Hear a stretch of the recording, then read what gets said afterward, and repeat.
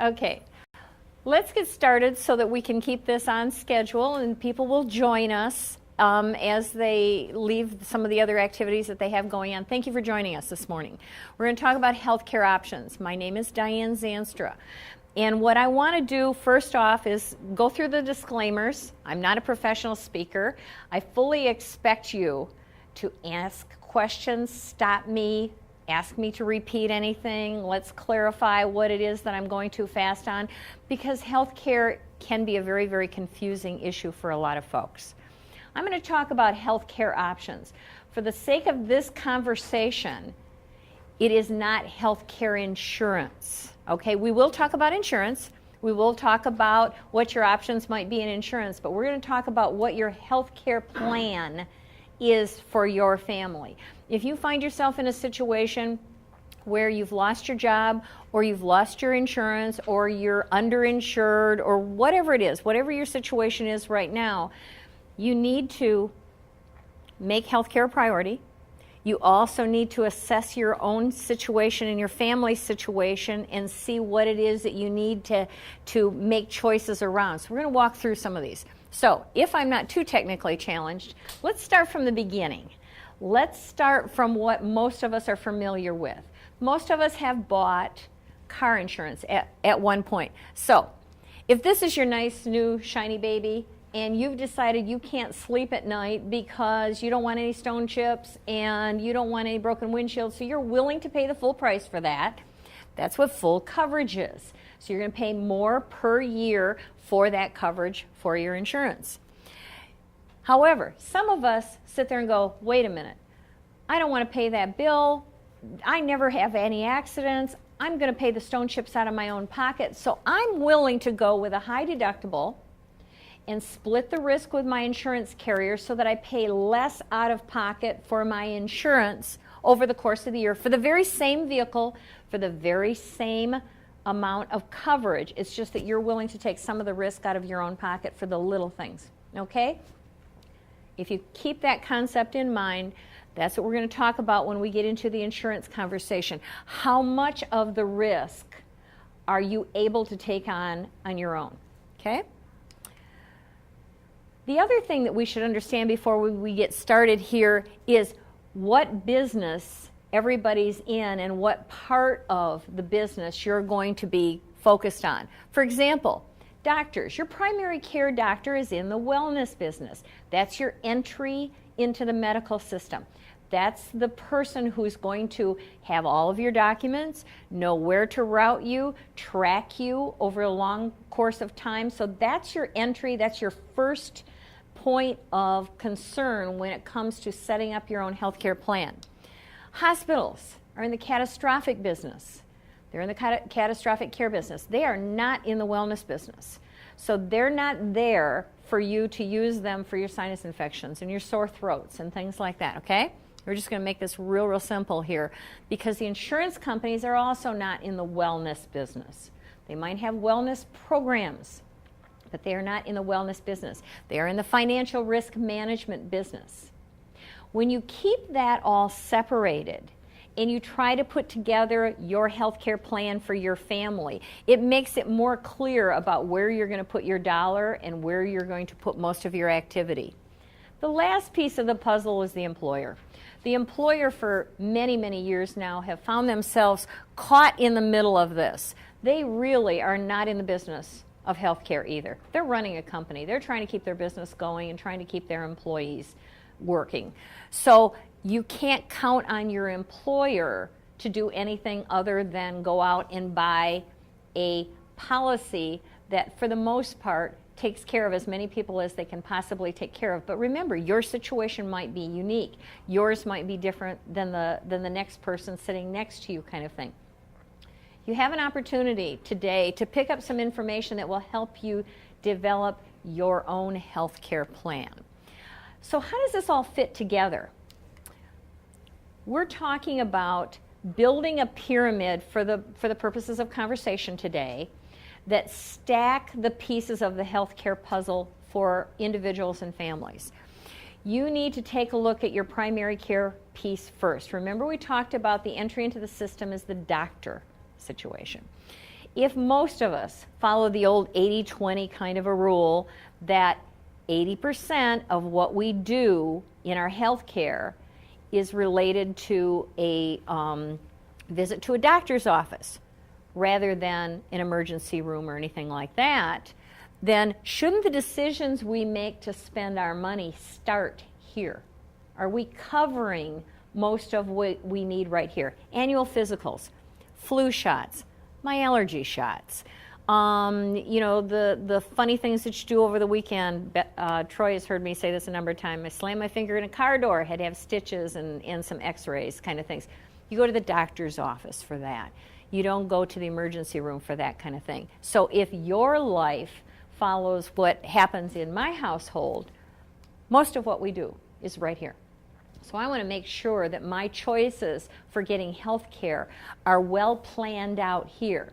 Now the other thing I'd like you to think about too is that if your family scenario follows this formula, you can play a part in your overall costs for health care on the wellness side, on containing some of the costs, and having some options on insurance if you become educated and participate in your own wellness.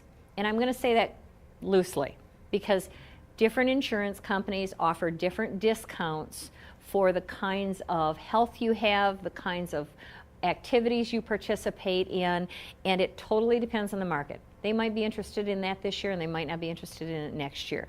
But it gives you some opportunity to take some control over your health care if you understand what's available out in the community for you to contain costs on the health care. Some of you have already visited the health care section downstairs where we have all of the information set out. There is a lot of information down there that's provided by the hospitals. The hospitals are a great resource for free classes, free clinics, free screenings, some discounted services on screenings, and some actual health care and that plays a big part in your overall wellness if you can add that to your health care package. The reason that you want to think about wellness alongside of your health care is it impacts your ability to buy insurance down the road.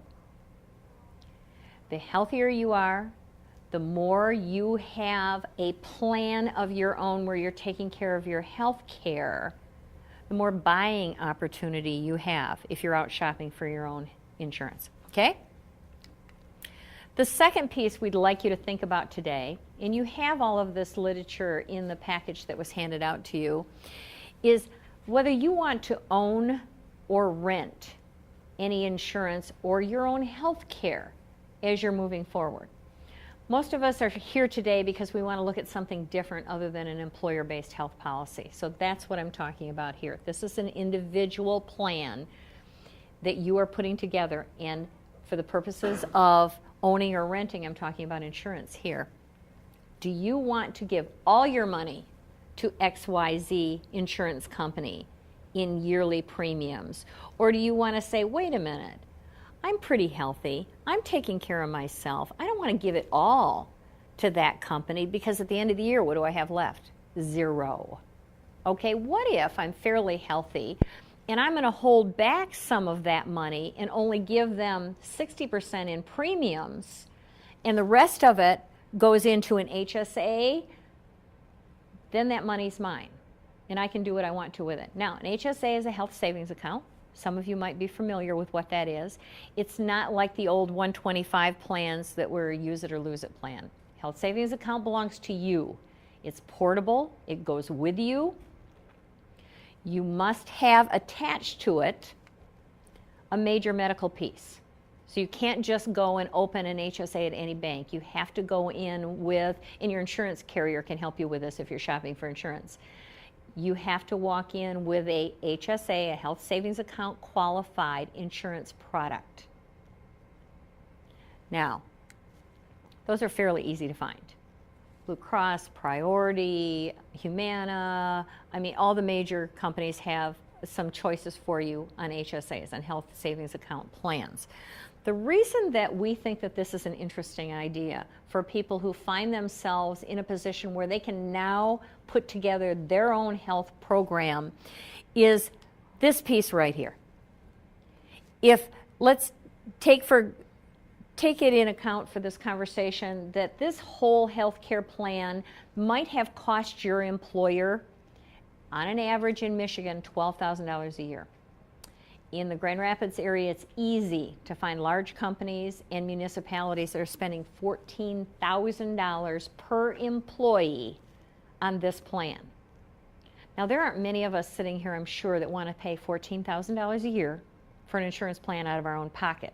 So if you're not with a larger employer, you're going to have to come up with a new way of doing this. I'd rather hang on to some of that money. If I think I can control my costs down here, I'd rather hang on to some of that money. Now, obviously I need this just in case I want to have a mental breakdown or a heart attack or cancer or something like that. I still need to have an insurance policy that'll get me the kind of care that I need for those catastrophic illnesses. But I think I can behave myself down here. I think that I can put together a plan that keeps me fairly healthy. Is some of this making sense to you so far? You have any questions? Because I do want to take a minute to stop and ask questions. Troy, is this making sense? Yeah, you're good. All right. So let's talk about how to put this together. First off, you're going to take a look at the primary care piece. You're going to assess your family's needs. Do you have allergies? Do you have diabetes? Do you have ongoing issues? And you're going to take a look at how you use primary care right now. Okay? Do you have to go in on a regular basis? Do you only see the doctor once or twice a year? Do you tend to only see the doctor when you have some slam the finger in the car door issue that comes up kind of thing? How do you use that program right now? And how can you control the cost right now? Step 2 is how much money do you have available in cash to set aside for an HSA?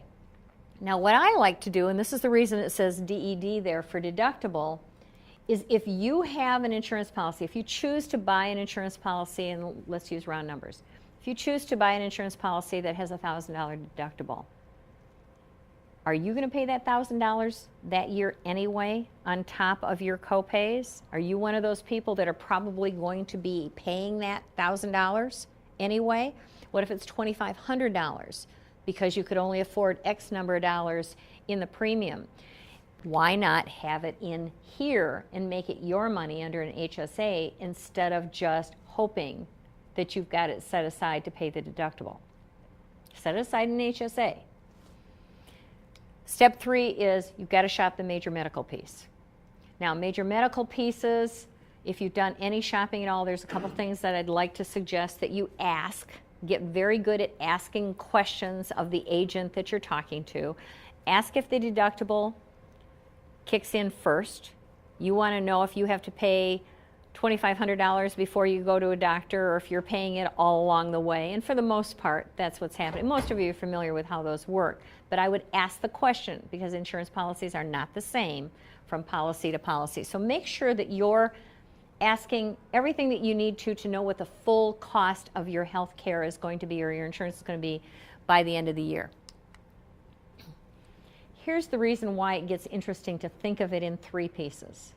Let's say year number 1, you've decided that you've got a little money and you're going to tuck it away in an HSA, and you've gone out and bought a major medical piece that you think is interesting for you. And here's an interesting option that you have. I represent West Michigan Center for Family Health. We have a unique membership in this community where for $500 a year, thank you. Thank you, Sue. Sue, sorry, Troy. For $500 a year, you have a membership. You have this piece in your literature that gets you unlimited primary care at a fixed price. It's only $500 for the year. And there are no copays and there are no additional costs for that for primary care. The reason it gets interesting in here is if you knew how much this was going to be, and you've got all of the 80%, remember, go back to the 80%, you've got all of that covered, flu shots, allergy shots, annual physicals, stupid things on the weekend, poison ivy, those kind. If that's all covered for $500, that's all you've got in out of pocket, you're going to make a choice about this that might be a little different than if you were shopping for a full insurance policy. Okay? It gets more interesting in the second year because that HSA deductible that you set aside here, that deductible allowance or the HSA amount that you set aside here, can grow. You can roll it over year after year after year as long as it's used for medical care, and that could be dental. It could be anything related to medicine. As long as you've kept as much of it in there as you can, it can grow year after year. It's tax deductible. It's also something that you can purchase a membership out of this money pre-tax. Okay? We're suggesting that by building a plan like this, or at least looking at whether it fits for your family, that you can take control of the costs of healthcare. That's the big piece here.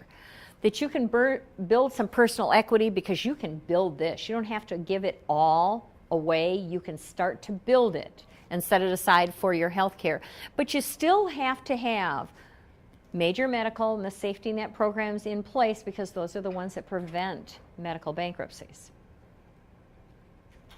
Some of this making sense to you? All right, let's go here. Katherines Care Center is an organization in the Grand Rapids area that is wonderful at taking care of patients in need that are cancer patients and have some catastrophic illnesses. They often use this quote in their literature, and we absolutely love this quote because we see it happen in our office all the time. You know, if you're in a bad situation, losses like your car, in your investment, in your house and everything, they can be bought back over time. You go from unemployed to unemployable very quickly if you lose your health or if you let your health get out of control. And we see that more and more now in our primary care office when people who have lost their health insurance through an employer will all of a sudden show up in our office and say, you know what, I was hoping that I was going to get health care through my next employer. So I'm not even interviewing for a job unless there's insurance attached to that job. Well, we see more and more, because we're out there talking to employers all the time, more and more employers are either cutting back on what is being offered in their health care, or a lot of small employers are totally dropping their health care altogether. And we're suggesting this is an opportunity for you to learn that you can put together a program of your own and maybe have more cash in your pocket at the end of the year. Now, we're going to walk through a worksheet that will help clarify some of this for you, I hope. I'm throwing a lot of information at you. Please stop me. Please ask questions. We can do a Q&A afterwards. Sure. Now, you have a worksheet in your packet. I'm not going to ask you to do anything with it today. I'm just going to walk through it in concept for you. And I am not suggesting that this is the end-all answer for all of you, but I am suggesting it's an interesting exercise and will fit some of your families very, very nicely. It certainly is an eye-opener. I suggest you go home, do this in pencil or make a copy of it in pencil, and try to take a look at how much you might want to put into healthcare or not put into healthcare, and then what that means to an insurance premium. I'm going to step in front of this a minute, and if I start getting in people's way, you tell me. I'm going to do an exercise over here on this side.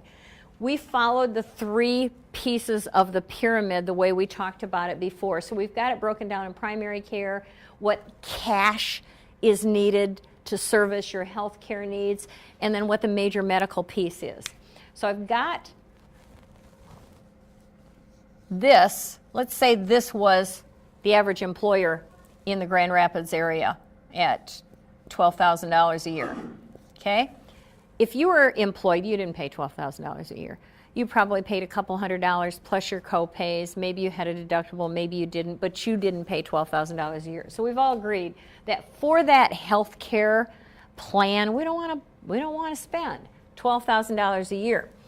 So if we break it up, we take that same policy and we start breaking it up to service our needs, but we're not using insurance to pick up the whole bill. We're breaking it in pieces. What does that start to look like for us? Here's what I'm suggesting. Make a mental note to yourself. Can I afford $5,000 annually for health care? Might sound like a big number, but figure out what you're out of pocketing right now. Do you have copays that you're paying? Are you paying any deductibles? Do you have a policy that you're paying for right now? I mean, $5,000 sounds like a lot of money, but not at the end of the year, it's not. If you start taking a look at your tax records, you're probably finding that you're spending a lot more than that. But let's pick $5,000. You got $5,000 to spend, and this is the exercise that you'll do at home. At West Michigan Center for Family Health, we have that program that caps all of your primary care at $500. So for this exercise, I'm going to use that. I can work with the round numbers here. So now I've got all my primary care covered for $500. Can I go out now, next, and buy a major medical piece? Yes. No, it's for the individual. Very good question. The question that was just asked was, is the $500 for a family or is it for an individual? It's an individual, and then the next member of the family is $400, and then the next member of the family is $350. It's $350 thereafter in the family.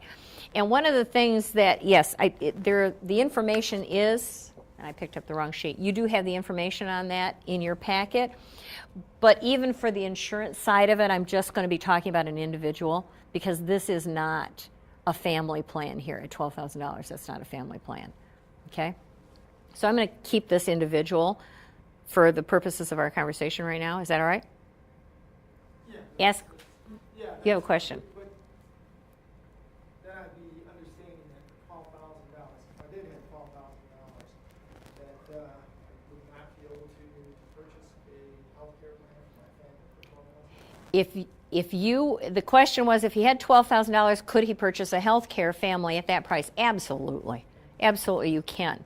What happens is that $12,000 is the employer-based figure. It's the average for, it'll be anywhere from an individual policy to a big family. Right. Yeah. So that's kind of the rule of thumb. If you had $12,000, absolutely, you can purchase a health care plan for your family. All right? But let's go down to $5,000. Let's keep it down to $5,000 because we're talking about an individual right now. So you're going to put $500 in capping the cost of your primary care. And you're going to go out here and, if you're younger than me, you can buy a catastrophic plan very easily for $2,500 as an individual a year. Now, you have to be younger than me, and I'm not going to tell you how old I am. You're going to have to guess.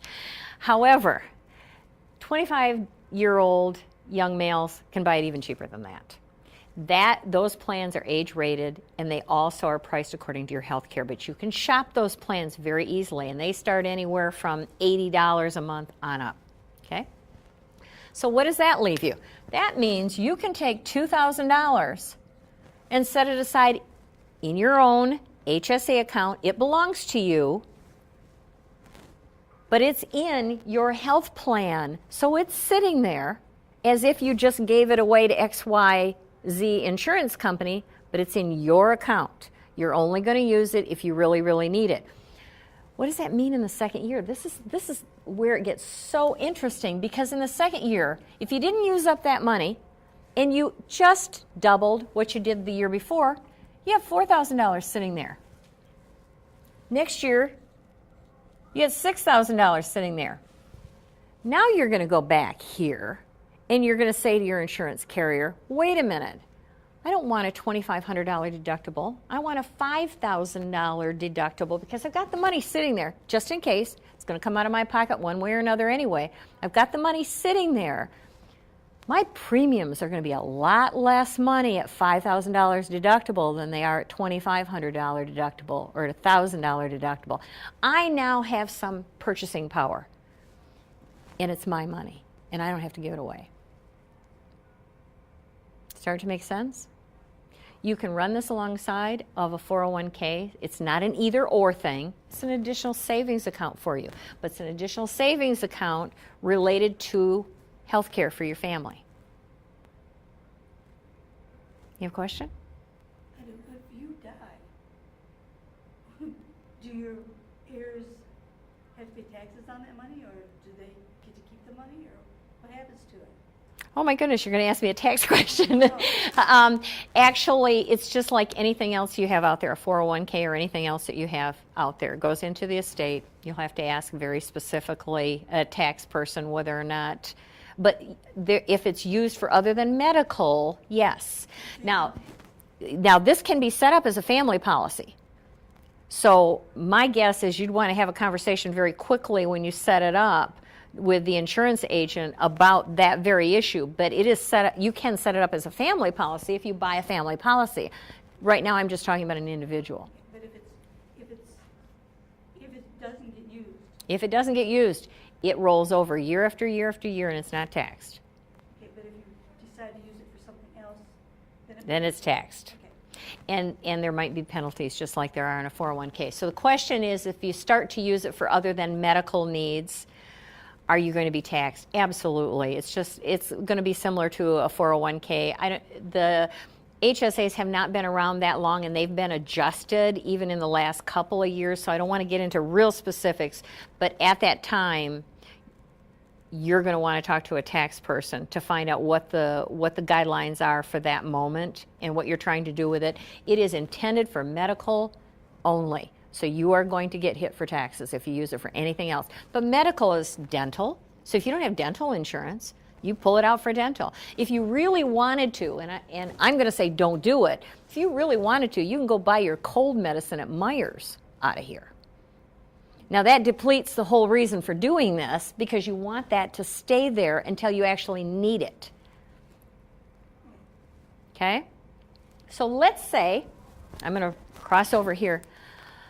Let's say you don't even have $5,000. Let's say you've got to put together a plan today to solve today's issue and you don't have enough money to even start something like that. The concept is still the same. Start at the base, start down here, and you don't want to spend any money at all on primary care.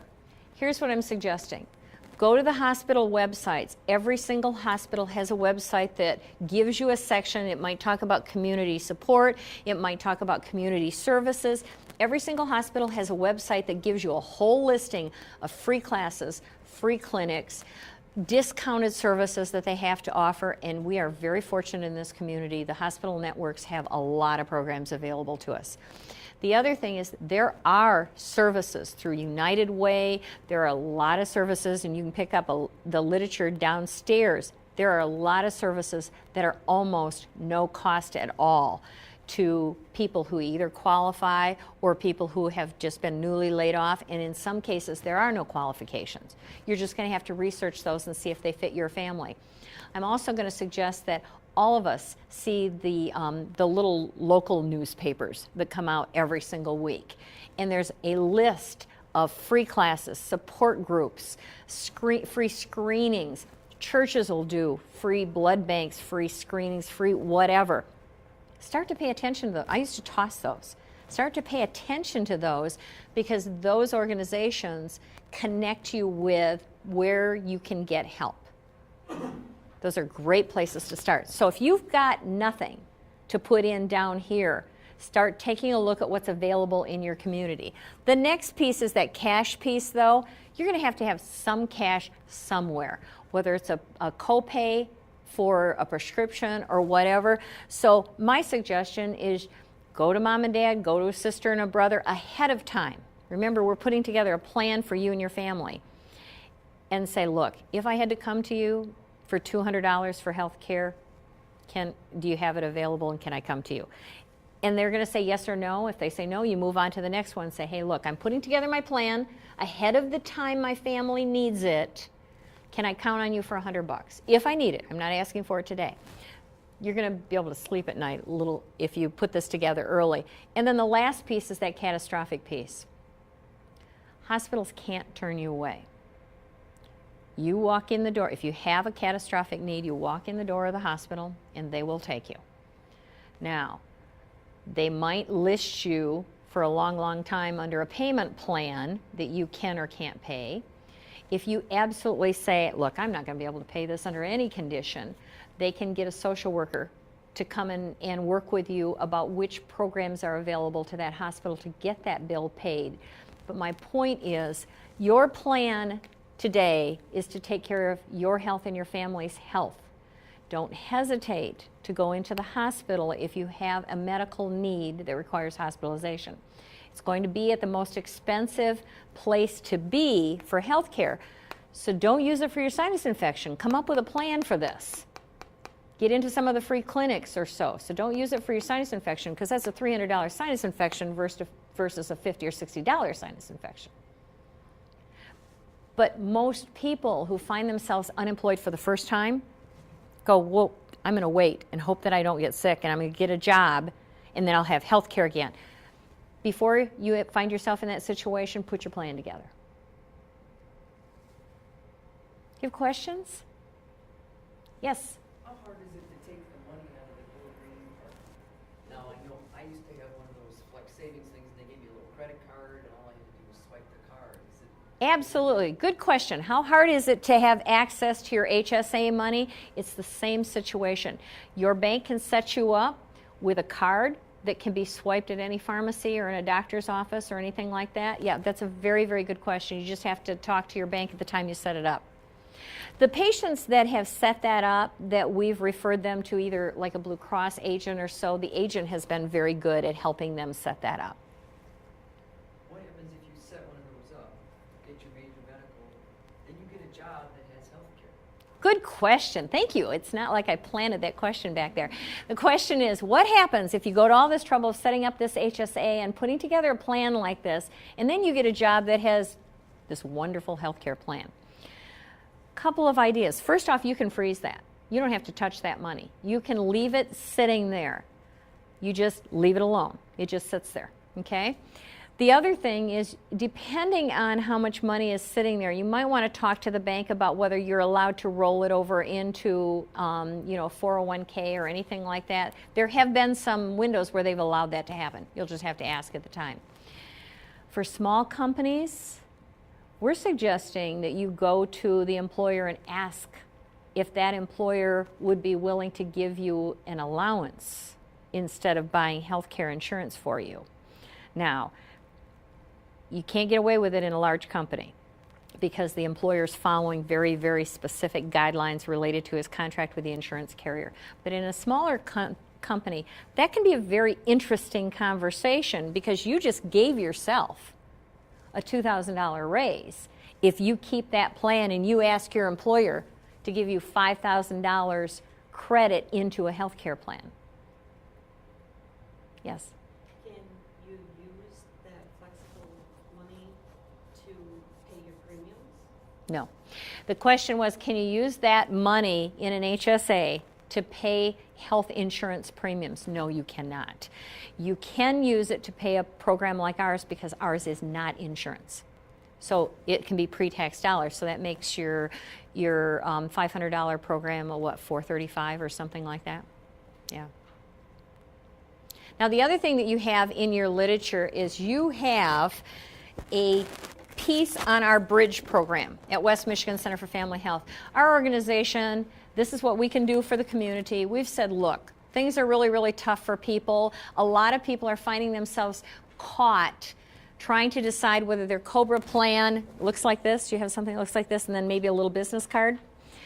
They're caught trying to take care of putting together their mortgage and all the things that are going on as they've lost their health care, and they need a little time, and oops, Susie Q's got the mumps, or I just slammed my finger in the car door kind of thing. This is a program that we've put together in our own office that is intended to be nothing more than a bridge. If you've got a health care need, you can come in for $25. There's no other obligation to us. If we never see you again, that's fine. If we see you again as a regular patient, that's wonderful. Thank you very much. But for $25, you can come in. We're going to take care of you. And it's good for 90 days. So it's good for us to see you several times, make sure that you're getting well again. It's not intended to be a long-term solution. It's absolutely intended to be a short-term fix right now. But please take advantage of it. Slip that card in your wallet. If you find yourself in a situation where you wake up one morning and you've got a nasty sore throat, don't live with it. Come, make a call into our office and come on in and we'll take care of you. Do you have any other questions? There's a lot going on in the healthcare environment and things are changing very, very quickly out there. I always make a little political statement at the end. Get involved in knowing what's going on with healthcare right now. And so here's my editorial comment. If you like the FEMA approach to healthcare, then sit back and let the government make its own choices. Participate. Know what's going on out there. Talk to your congressman, talk to your representatives. Make sure that the choices that they're making are the choices that you want them to make on your behalf. Okay? Thank you so much. Please visit the tables downstairs, pick up whatever literature you want. It was nice of you to join us, and I appreciate your time.